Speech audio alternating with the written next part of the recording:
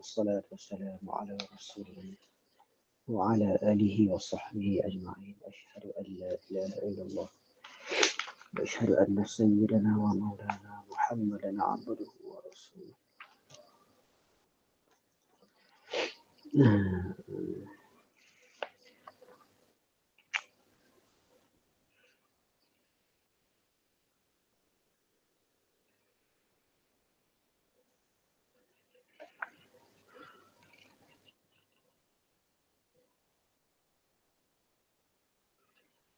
Mana hal? Tambihun ya? Ke surat 9. Tambihun. Tambihun. Bismillahirrahmanirrahim. Tanbihun.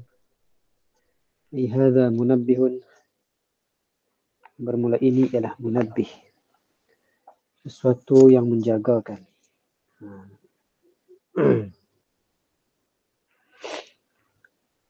Tanbihun ay liman ghafala.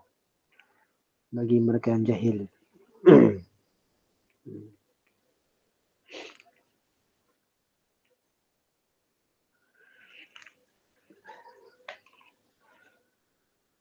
Bermula makna taulan itu man istama'a bi nabiyyina Muhammadin sallallahu alaihi wasallam mu'minan bih ba'da al-bi'tsati fi mahall at-ta'aruf bi an yakuna ala wajhi al-ardi wa in lam yarahu aw lam yaraw anhu shay'an aw lam yumayyiz 'ala as-sahih.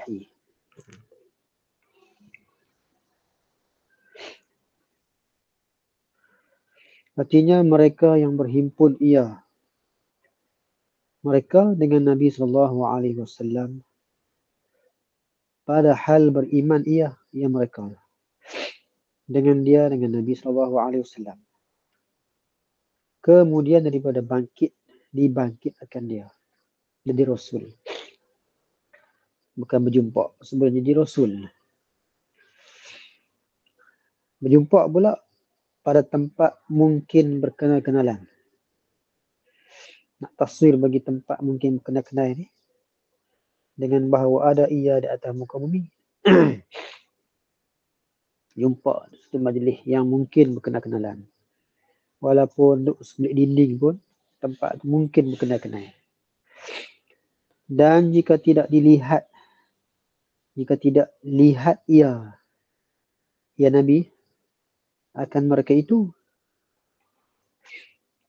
atau tidak lihat mereka itu daripadanya,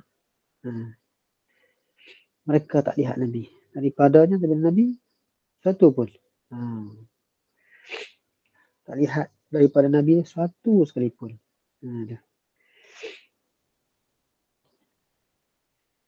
Dan jika tidak tamyiz sekalipun, walaupun dia bukan kanak-kanak yang memayyiz, seperti kanak-kanak yang ditahdik oleh Nabi kita sallallahu alaihi wasallam sekalipun, tetap nama sahabat. Itu atas qaul yang sahih. Maksud dia kanak-kanak yang tak memayyiz. Bersalahan tabi'i. Ambil mudhaf ilaih dia, tabi'i. Awal bagi tabi'i. Ini bermula mereka itu sahabat tu.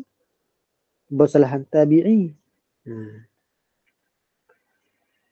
Tabi'i serta sahabat. Adapun tabi'i serta sahabat syarat dia lain pula. Syarat nak jadi sahabat berjumpa dengan Nabi walau seketika. Dan nama sahabat. Walaupun dia tak lihat Nabi.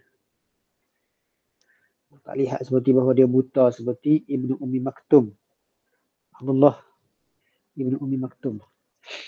Dia buta tak lihat Nabi. Ataupun Nabi tak lihat dia. Seperti duduk sebelah dinding masalah. Nama sahabat sebab ada dalam majlis yang mungkin dikenal-kenal. Jadi sahabat syarat dia duduk seketika pun cukup dah. Adapun tabi'in, nama tabi'in tu mesti berkawan lama dengan sahabat. maka masa maka tak dapat tiada tabi'in tu daripada panjang masa berhimpun dengan dia dengan sahabat. Baru nama tabi'in. Mana nur limpahnya nur nubuah tu. Walaupun seketika duduk dengan Nabi, majlis Nabi, dah dapat. Dah. Nama tabi'in mesti berhimpun lama dengan sahabat. Habis. Supaya apa berhimpun lama? Dinamakan tabi'in. Maka masuk pada sahabat itu Abdullah ibn Ummi Maktum yang buta. Atau ayat amma tasa'alun abasa wa tawalla an ja'ahu al-a'ma. Dan umpamanya Abdullah ibn Maktum yang buta. Bayan bagi umpama tu daripada yang buta mata. Dan Nabi Isa, mana masuk juga Nabi Isa alaihi salam.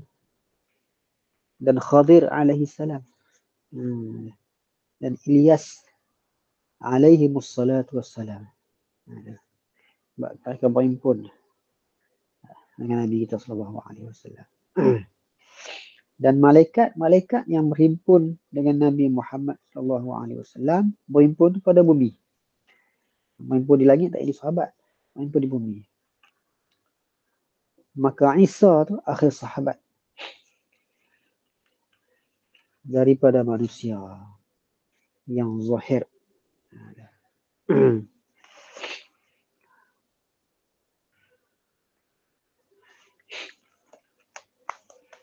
Adapun malaikah, maka kekal mereka itu hingga di tiap sangkakala. Dan Khadir, maka mati ia di sisi angkatkan Quran. Dan yang hasil bahawa Khadir dan Ilyas hidup keduanya atas qaul mutamat.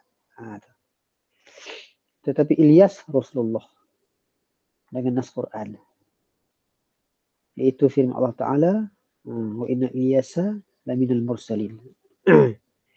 Artinya dan sungguhnya dan bahawasanya Ilyas. Wa anna Ilyasa, sungguhnya setengah daripada segala Rasul.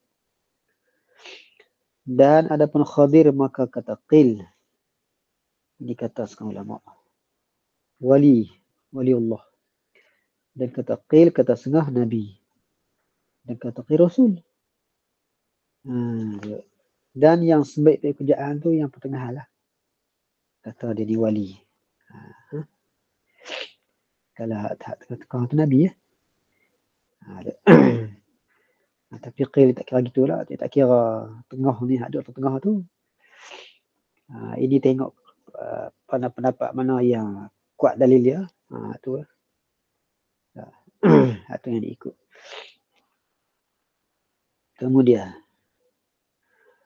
Kemudian mendatang oleh musannif akan faslul khitab. Dia panggil faslul khitab. Artinya kalimah wa ba'du dia panggil faslul khitab.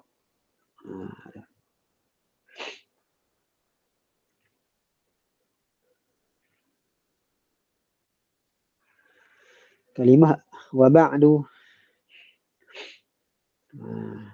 Kalau sebut amma ba'du asal dia. Asal bagi wa ba'du. Asal bagi ba'du ialah amma ba'du.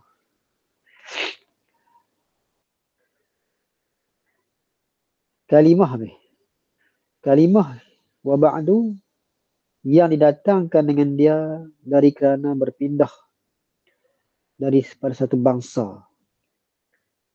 Aturan cakapan itu basmalah, alhamdulillah, dan selawat dan salam.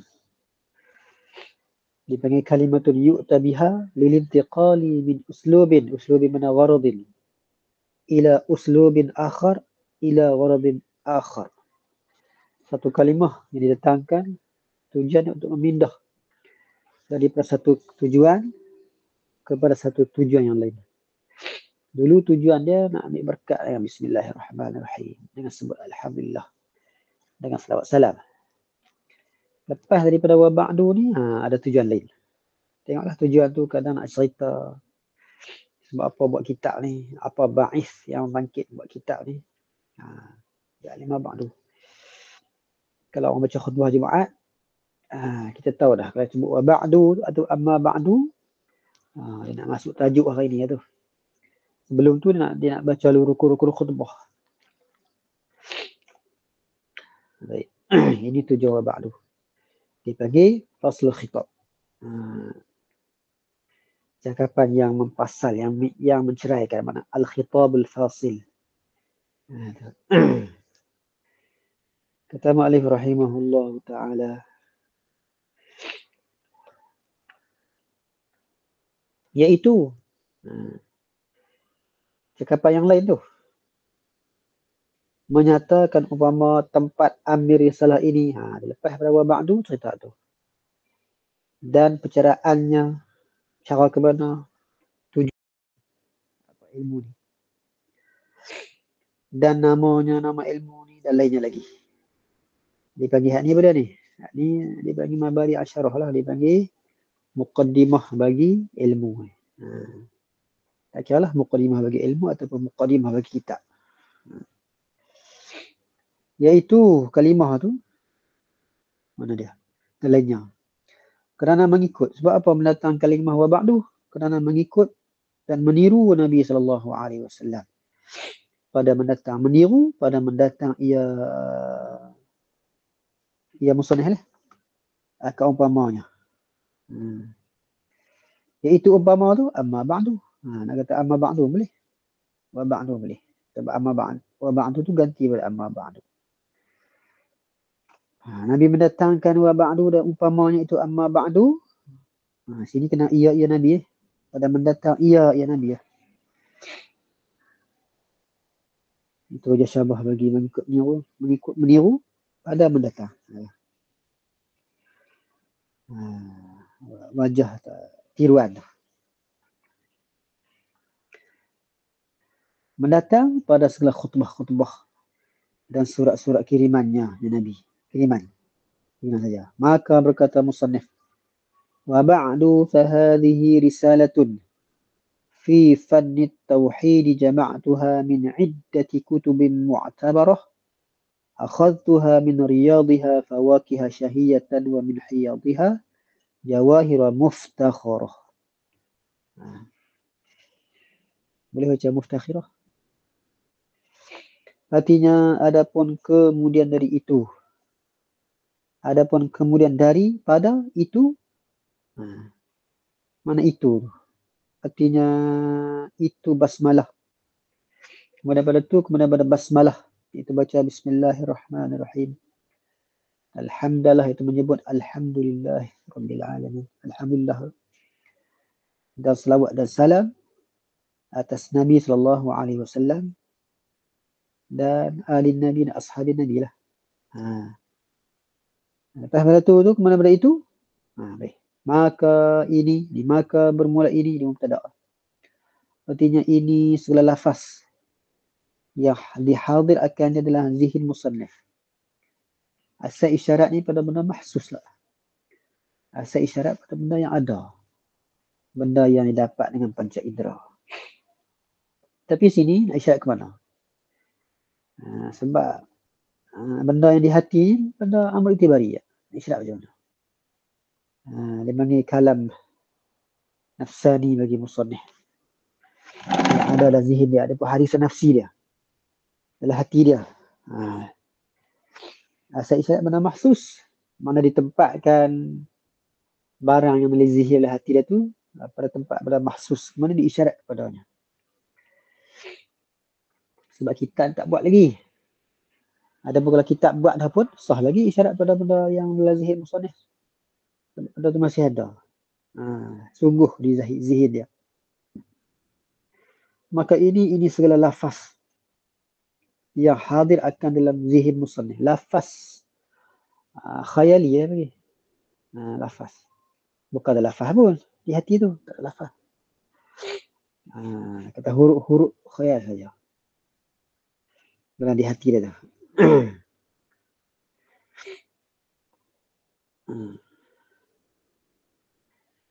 Syarat pada benda yang hadir dalam hati dia. Musannif dan dengan iktibar menunjuk atas segala makna. Yang ditentukan dia akan makna. Sebab benda yang dalam hati dia tu, dia memang kalam nafsi. Kalam hadisun nafsi, kalam nafsi lah. Nafsi makna zati. Kalam dengan dalam hati, kalam nafsi. Kalam mana perkataan nafsi pun zati. Kalam mana mabda' pun zati juga. Sebab dia boleh diri tak. Sebab nafsi makna zati. Ini kalam mana perkataan nafsi. Perkataan nafsi dia tu menunjuk atas makna juga. Yang ditentukan dia.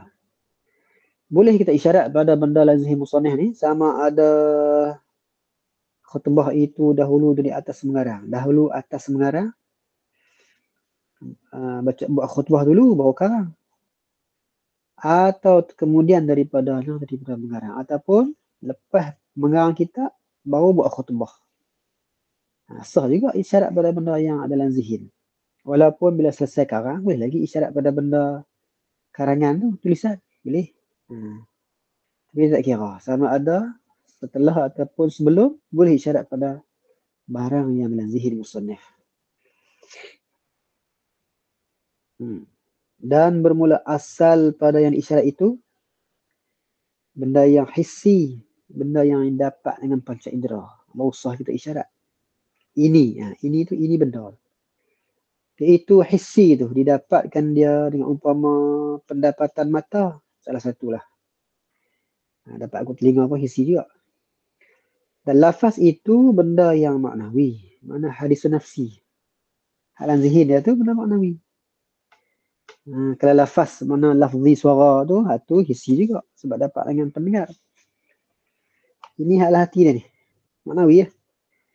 Iaitu benda yang maknawi itu yang tidak didapatkan dia benda dengan umpama mata. Kalau gitu, maka tidak sah isyarat kepadanya kepada benda yang tak dapat dengan mata, benda maknawi itu.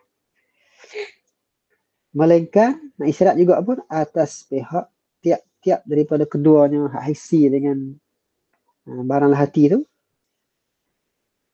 Tiap-tiap daripada keduanya muayyan dan muhaqqaq. Ditentu akan dia. Tentu. Benda hati itu tentu juga, tentu sungguh. Tetap. Benda hati kita seperti kita hafal Quran. Boleh buat tobik, tetap ingat kuat.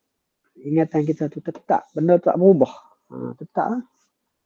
Benda tak berubah, tak lupa, tak ada tetap. Mana muayyan, tertentu dan muhaqqaq. Kalau gitu, benda hissi pun muayyan, boleh tunjuk. Benda yang hati pun muhaqqaq. Benda muhaqqaq. Tetap dia. Sungguh dia. Jadi sahlah isyarat. Bukan benda yang benda kosong. Benda tak ada segala apa tak. Benda sungguh. Sah juga isyarat. Maka segala lafaz itu seolah-olah mewujud lah. Seolah-olah lah. Sebab dia tetap. Seolah mewujud. Seolah mewujud yang mahsus. Yang didapat dengan panca indera. Dengan iktibar ta'ayyun dan tahaqquk. Tentu dan sungguh dia pada zihin musannif. Maka tatkala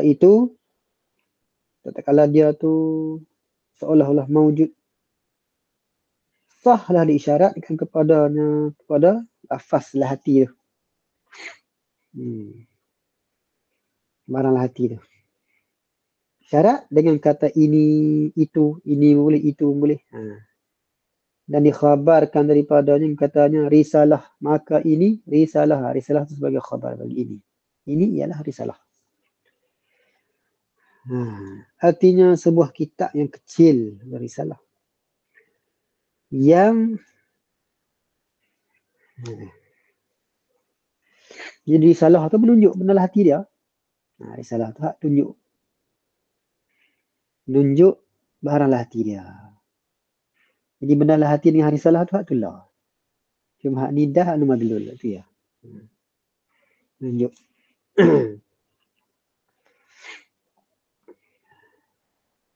Ini sebuah kitab kecil yang ada ia pada bicarakan tiap-tiap satu daripada tambatan-tambatan iman.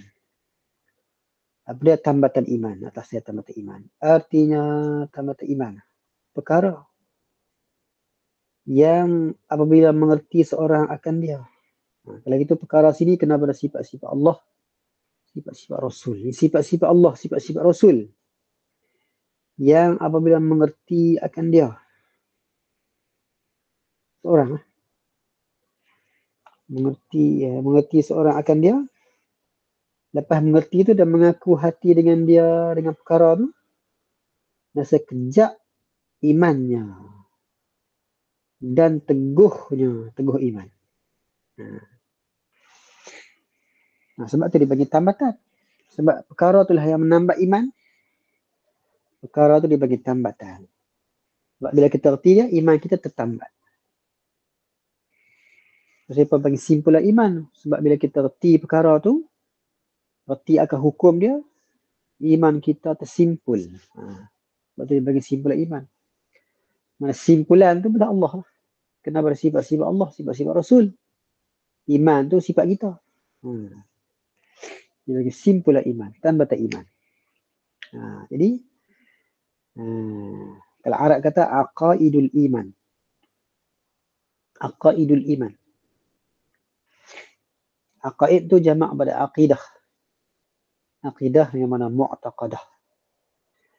Perkara yang diiktiqad. Perkara yang diaku. Jadi wujud satu aqidah. Idam satu aqidah. Baqa satu aqidah. Semua dengan mana mu'taqadah. I'tiqad mana mu'taqad. Aqidah mana mu'taqadah. Perkara yang diiktiqad, yang diaku. Himpun semua-semua tu jamak dia aqaid. Dia panggil aqaidul iman.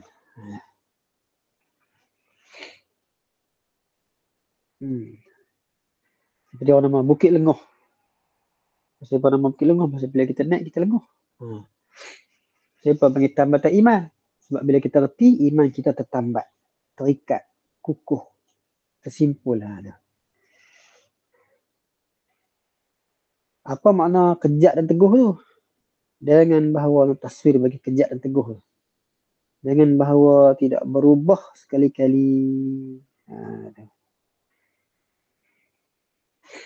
Sekali-kali. Tak berubah. Itu teguh kejat. Yang dinamakan sekalian perhimpunan tambatan-tambatan iman itu. Ini nama apa? Ilmu tauhid lah. Tambatan iman lah. Artinya ilmu tauhid lah. Ilmu yang dikuasakan dengan dia ilmu atas mengisbatkan setengah daripada segala aqaidul iman. Setengah je lah. Wajib kita tahu. Banyak lagi akidah-akidah yang wajib kita mengaku dengan cara ijmal. Ini setengah saja. Aqaidah iman yang wajib dan yang harus. Wajib ni wajib akli. Dan yang harus akli. Bagi Allah tu yang mustahil, mustahil. Bukan sifat Allah. Yang mustahil tu kalau kita nak istihalah dia, mana istihalatul mustahil itu masuklah wajib juga tu. Jadi bilang dua lah. Yang wajib masuk juga yang wajib tu istihalatul mustahilat. Taklah segala mustahil. Tak bisu, tak lemah, tak buta, tak peka, tak tuli tu. Itu masuklah wajib. Kalau gitu, yang wajib itu adalah istihalatul mustahil. Jadi sifat Allah. Dan yang harus bagi Allah.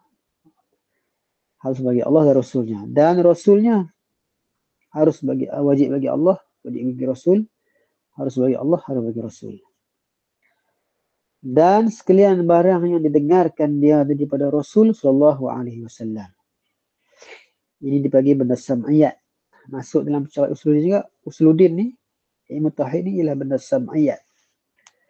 Benda yang kita dengar pada Nabi, terima. Bila kita mengaku akan usul, mengaku akan Rasul, mengaku akan Allah, mana kita terimalah perkataan Rasul, perkataan Allah. Mana perkataan Nabi seperti barzakh, mizan, sirat, syurga, neraka, haud. Tu. Itu dibagi benda sam'iyat yang didengar pada Nabi. Jadi ilmu usul ni cara juga bab tu. Kitab Faridah ni, di ujung kitab Faridah ni ada sikit sebanyak bab sam'iyat. Kalau kitab Baqarah tak ada tu sam'iyat. Kita mengaji matan jahrah, banyaklah benda sam'iyat situ. Waliknya sam'iyat ni tak di ujung, lepas daripada bicara bab ketuhanan dan kerasulan baca sam'iyat. Sebab tertib tu munasabah lah. Kalau kita tak mengaku Allah Ta'ala tu Tuhan, macam mana kita nak terima khabaran Allah? Kalau kita tak mengaku Rasul tu Nabi Muhammad tu Rasul, macam mana kita nak terima segala khabar Rasul? Lepas kita reti, lepas kita kenal, baru kita terima. Rasul habaq apa kita pakai? Habaq kata syurga dah kita pakai, neraka dah kita pakai. Kata mu'allif rahimahullah ta'ala. Apa dia? Benda yang didengar tu, barang yang didengar tu daripada perkara-perkara yang ghaib-ghaib. Habis. Alladzina yu'minuna bil ghaib. Orang beriman ni, orang yang beriman dengan benda ghaib. Kalau tak beriman benda ghaib, tak nama beriman kita ni. Tapi pelik manusia ni. Dia pergi beriman dengan benda ghaib, dia beriman dengan hantu je. Dia pergi jumpa tukang-tukang sihir. Pergi jumpa bomo-bomo yang nak main dengan hantu jin. Nak kenal orang. Nak buat santa ke orang. Dia percaya sungguh-sungguh. Sanggup dia bayar ribu-ribu bayar. Tu ghaib juga tu. Sebab benda tu dia tak nampak tu. Dia tak nampak makhluk-makhluk halus jin setan, tak nampak. Tapi dia beriman dengan benda tu. Dengan Allah Ta'ala dia tak beriman. Kalau dia beriman dengan Allah Ta'ala dia tak pergi kacau benda-benda tu. Tak, dia beriman kata hakikat yang memberi ni Allah.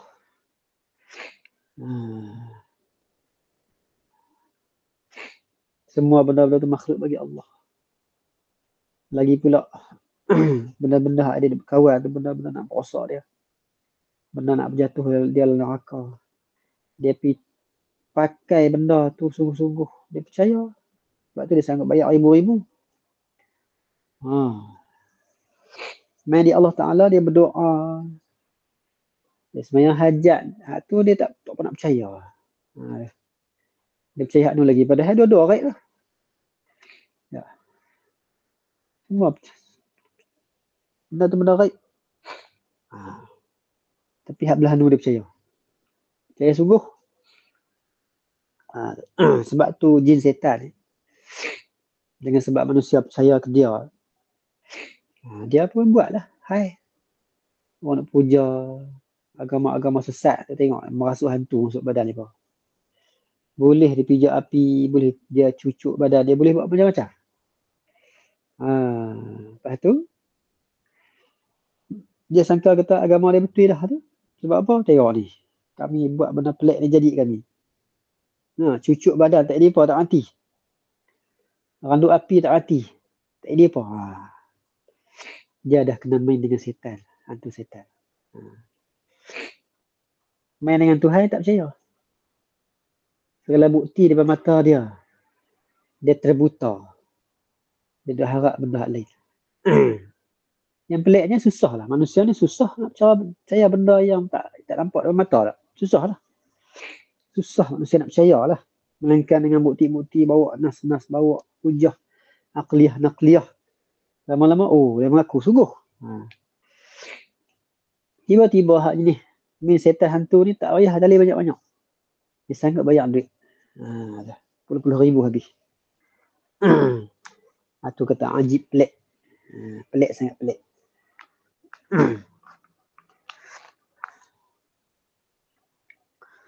Kata mu'allif rahimahullah ta'ala. Jadi, benda-benda ghaib.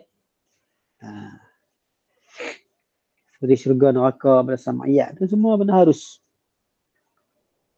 Kalau kita adu dengan akal kita, benda harus lah. Benda boleh jadi, boleh tak jadi. Boleh ada, boleh tak. Boleh ada, boleh tak ada. Boleh sungguh, boleh tak. Benda harus akli. Asal bila kita adu dengan akal kita, harus akli lah. Tapi bila syarak sabit kan, mana jadilah sebagai benda wajib aridi. Tilik pada khabar syarak. Syurga ni akan ada. Apa? Syurga ni ada. Neraka tu ada. Jadi wajib aridi. Wajib syarak pula kita mengaku. Jadi dua lapis tu. Pertama kita reti kata dia tu harus akli. Harus ni benar boleh ada. Nak ada lah tak boleh. Lepas tu bila syarak habaq, kita reti kita ada mesti ada. Wajib aridi tilik pada janji Allah Ta'ala. Lepas tu wajib kita beri i'tiqad sebagai wajib syar'i. Adapun orang yang buta, awal-awal dia nafi dah. Dia anggap seolah benda tu benda yang mustahil akli dah. Padahal benda harus akli. Tak boleh ada syurga, tak akan mati, tak akan hidup balik. Dia tolak, seolah dia kata seolah mustahil akli pula. Padahal benda tu harus. Itu orang buta mata hati. Sebab tak erti hukum-hukum akal yang tiga.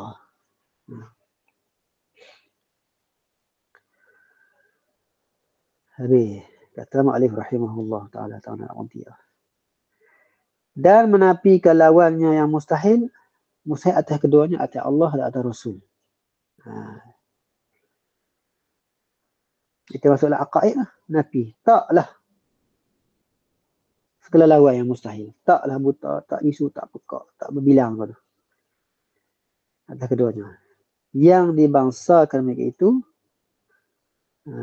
yang dibangsakan demikian, aqaidul iman itu kepada agama Islam.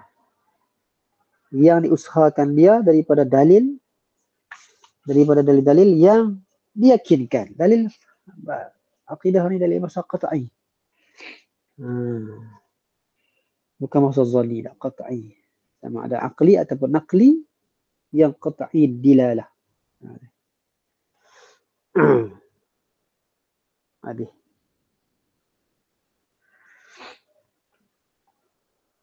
Tentu kita reti lah. Dan menafikan segala lawannya yang mustahil. Allah Ta'ala. Apa lah?